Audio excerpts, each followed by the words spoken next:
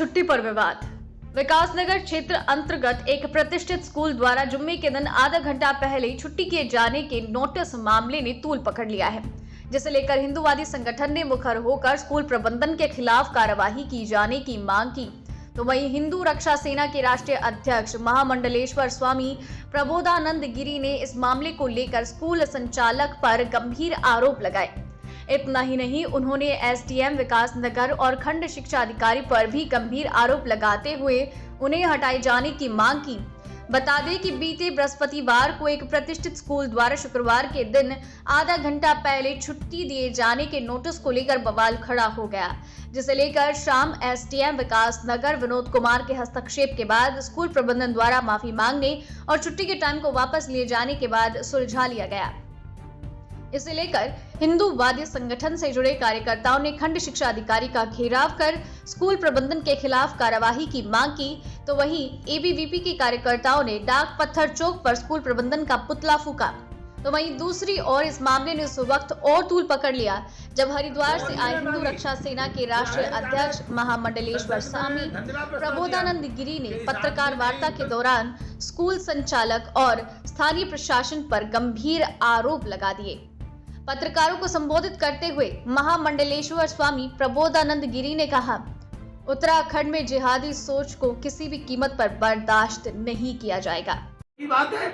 और आईएसआई का एजेंट माने पाकिस्तानी एजेंट माने आईएसआई का एजेंट, और भाई जिहादी काम करते हैं भारत में, उसको डिस्टर्ब करना चाहते हैं। उनका मकसद है हजारों यहाँ दुर्घटनाएं हो जाए, हजारों लोगों की गर्दन कट जाए, तो यहाँ पर हिंदुस्तान में भय व्याप्त हो जाए और गृह युद्ध हो जाए। ये आईएसआई का काम है, पाकिस्तान का काम है, और उसमें ये सम्मिलित है। भारत में गृह युद्ध कराने के लिए योजना में है। तो इसलिए बिना देर करे भारत में गृह युद्ध ना हो, इसके लिए सरकार को और उत्तराखंड की सरकार को, और विशेष रूप से मैं कहूँगा पुष्कर धामी जी को, जो हमारे बड़े युवा मुख्यमंत्री हैं, उनको भी कम से कम ध्यान देना चाहिए कि उनके प्रदेश में इतनी बड़ी दुर्घटना होने के बाद भी उनको पता नहीं है, तो उन्हें पता होना चाहिए।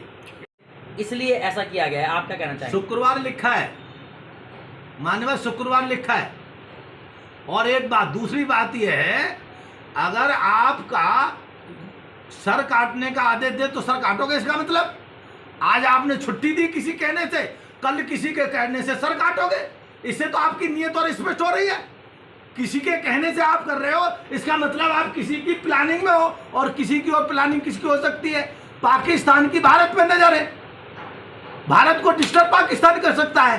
तो ये योजना पाकिस्तान की तो हो सकती है जो किसी का कह रहे हैं, या जो किसी का नाम ले रहे हैं वह भी पाकिस्तान का आदमी होगा, ये खुद पाकिस्तान का है, इसीलिए तो बात मानना है। ये हिंदुस्तान में रहता है, हिंदुस्तान का खाता है, हिंदुस्तान का व्यापार करता है, हिंदुस्तान के कानून से काम नहीं करना चाहता आदमी, इसका मतलब सीधे सीधे पाकिस्तानी एजेंट है ये। अगर आए हैं ब्राइट एंजल स्कूल में बात कर रहे हैं, जिहादी एजेंट वगैरह तमाम बातें हुई, क्या कुछ है? ब्राइट एंजल स्कूल जिहादियों का अड्डा बना हुआ है, और उसका जो मालिक है कादिर हुसैन, वह पाकिस्तान और SIS का AISA का एजेंट है। और ये इस बात से स्पष्ट हो रहा है कि बार बार वह जिहादी काम करता है। वह स्कूल के बहाने से उन्होंने जिहादियों का अड्डा बना रखा है, और उसका प्रमाण ये है कि अभी भी उसने शुक्रवार की छुट्टी की घोषणा की, पहले भी कई बार ऐसे कर चुका है, और बार बार जो है मौखिक माफी मांग करके वह वही काम करता है। और शासन प्रशासन बिल्कुल चुप बैठा हुआ है।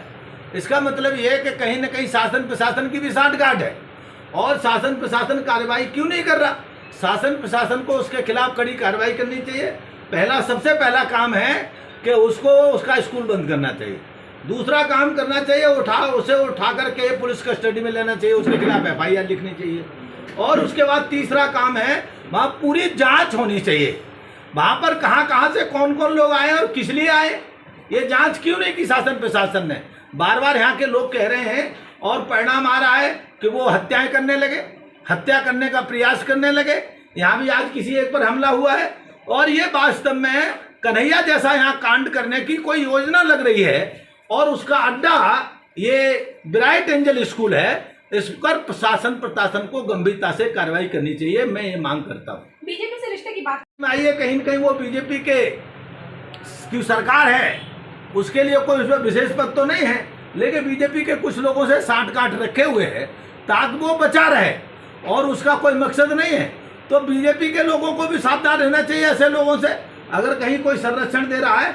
लेकिन दूसरी बात ये हमें सुना है, अभी यहाँ के विधायक ने साफ साफ कहा है, स्टेटमेंट दिया है, उनका दैनिक जागरण स्टेटमेंट भी छपा है, उनके विधायक जी का यहाँ के का, उन्होंने कहा ये हरकत पहली बार नहीं कर रहा, पहले भी कई बार ऐसी हरकतें कर चुका है, लेकिन पहले कई बार करने के बाद भी यहाँ के लोगों को जू नहीं रहेंगी। तो ये बड़ी दुखद है, बहुत दुखद घटना है। क्या मानते हैं कि देवभूमि का जो माहौल है उसको कहीं ना कहीं खराब करने की कोशिश जिहादियों द्वारा की जाती है? इसे साफ साफ पता है कि स्पष्ट हो ही रहा है कि उत्तराखंड में बार बार ये जिहादी हरकत हो रही है। कहीं जो है किसी को घर से बाहर निकाला जाता है, किसी की जमीन कब्जा की जाती है, किसी की हत्या की जाती है, हमला की जाती है। जैसे दीपक नाम के लड़के पर आज हमला किया गया है और वो जिहादियों ने किया है, उसकी हत्या करने का प्रयास था, वो शायद बच गया है, उसको चोट वोट आई होगी, लेकिन ये घटना बार बार कर रहे हैं। देवभूमि को नरक भूमि बनाने का एक षड्यंत्र है। एसडीएम को हटाने की बात हुई आपने, ऐसा एसडीएम जो घोर लापरवाह हो, घोर निंद्रा में सोया हुआ हो, उस एसडीएम को तो तत्काल बर्खास्त करके दूसरा एसडीएम अपॉइंट करना चाहिए। और वो निकम्मा शिक्षा मंत्री, वो शिक्षा अधिकारी, उस शिक्षा अधिकारी को तुरंत भगाना चाहिए। ये दोनों के संरक्षण में ही ये काम हो रहा है। यहाँ कोई बहुत बड़ी दुर्घटना हो सकती है, ये बात मैं कहना चाहता हूँ। रेड और जांच की बात करी आपने स्कूल में, बिल्कुल बिना देर करे रेड होनी चाहिए थी, अभी तक हुई क्यों नहीं? अभी तक रेड पड़नी चाहिए थी वहाँ। स्कूल का मतलब ये थोड़ी है कि वहाँ जिहादियों का अड्डा बना हुआ है, जिहादियों की ट्रेनिंग दोगे, सर तन से जुदा, तन सर से जुदा, ये नारे लगाओगे वहाँ, या इसकी ट्रेनिंग दोगे आप?